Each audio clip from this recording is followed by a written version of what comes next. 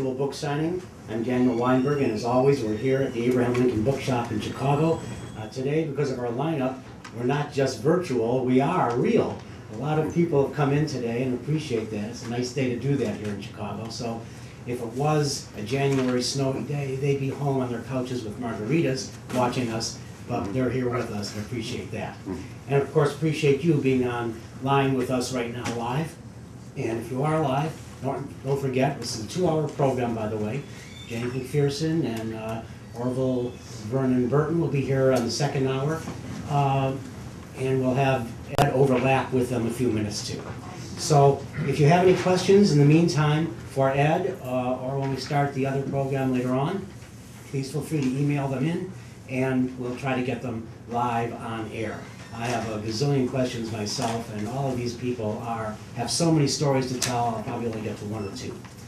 Meanwhile, thank you for being with us, and if you're on our archive, we may have some signed books for you as well, already made. So if you want to order something you see here and you're on the archive, please feel free to call the Abraham Lincoln Bookshop. We've already had Ed on before for your wonderful book, Receding Tide, but if you had missed it, it is a superb book that National Geographic did in 2010. It's 400 pages and illustrated wonderfully with maps, and it's $28. I'm going to introduce someone who really needs an introduction to this crowd, certainly. So we're going to start out by saying that really Ed was the past chief historian of the National Park Service for over 13 years. And maybe America's premier, not maybe, is America's premier public Civil War historian. He leads approximately 275 battlefield tours a year. He's author of 13 books, especially known for his Vicksburg series, of course, and served as a consultant on numerous documentaries and films. He has a new book that was supposed to be out right now. Savas Beatty, though, informed us that it's going to be another month or so before it does get out. But Ed, I wanted to ask you a bit about this book. It's on the siege at Petersburg, and I'm not sure when it's going to come out, but we will have book plates signed by Ed. So if you want one signed that way, we'll have that, and we'll let you know by email with virtual book signings. So if you don't have your email here, you better let us know that too. Now tell us about Petersburg. Well, Petersburg is the longest real siege in the Civil War. It begins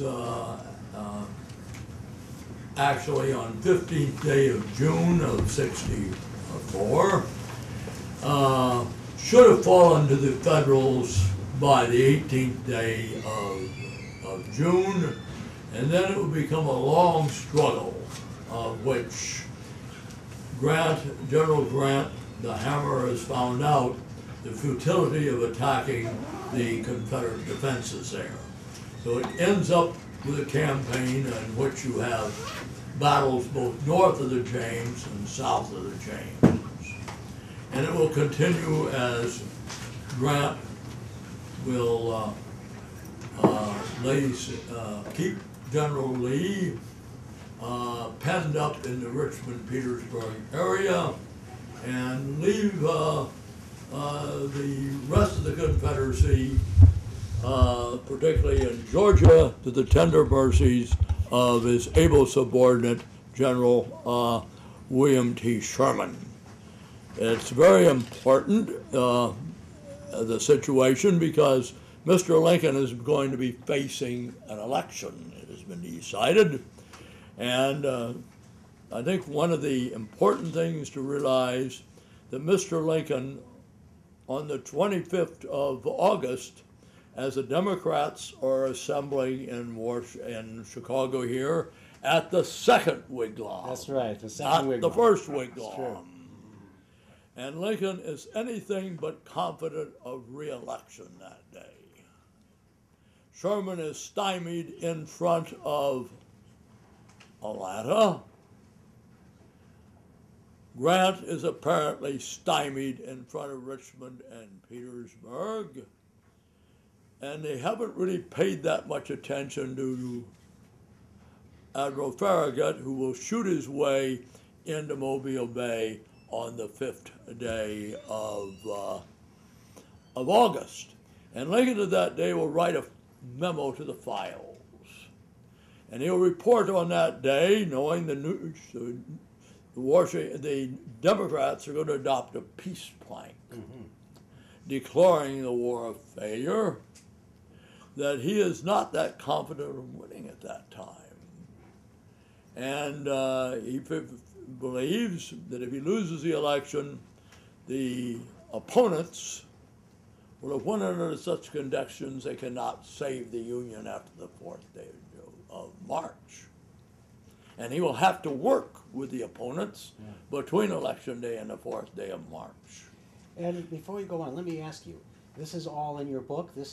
What is the book about? I know you did most of this back in the 60s, is that correct? Yes, I did it all in the 60s. I did it at the time of the Civil War centennial.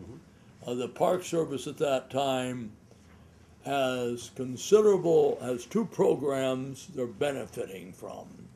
They're benefiting from the Civil War centennial, in which there had been a caveat worked out, agreement, that the Civil War areas in the Park Service would get priority for their programs to bring them in to the second half of the 20th century by their anniversary dates. And the Park Service was having their 50th birthday in August 1966. So the Park Service was a year for development in the Park Service during that 10-year period. And so to do what they're going to update their interpretation, update their need for lands and such, they will have a series of essays done on the Battle of Petersburg, that being one of the areas I'm involved with. So it deals with the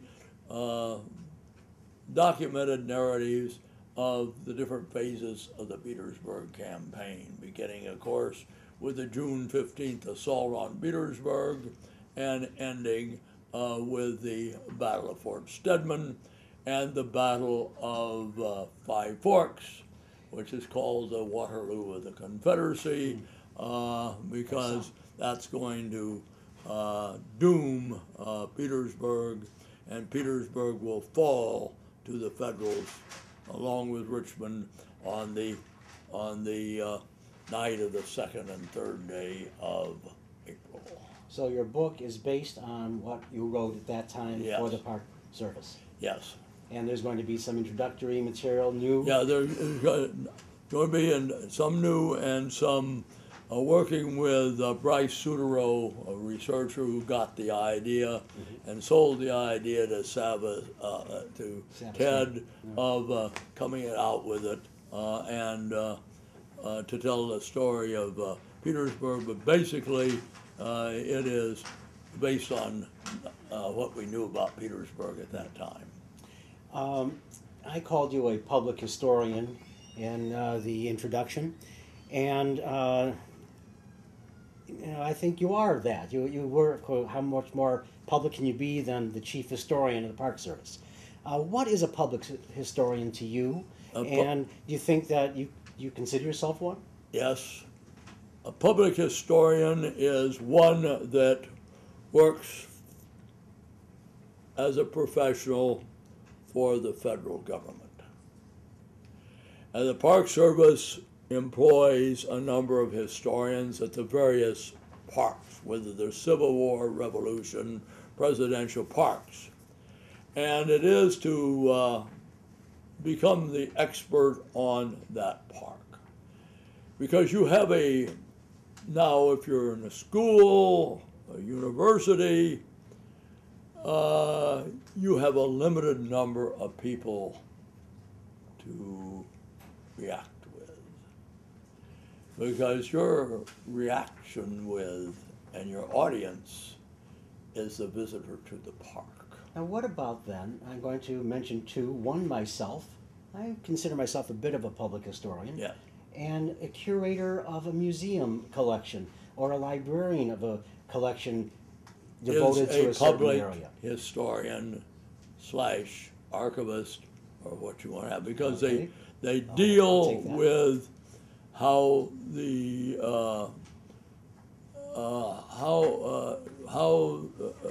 to interpret these areas when they establish these areas as historic sites. There, that site becomes your classroom,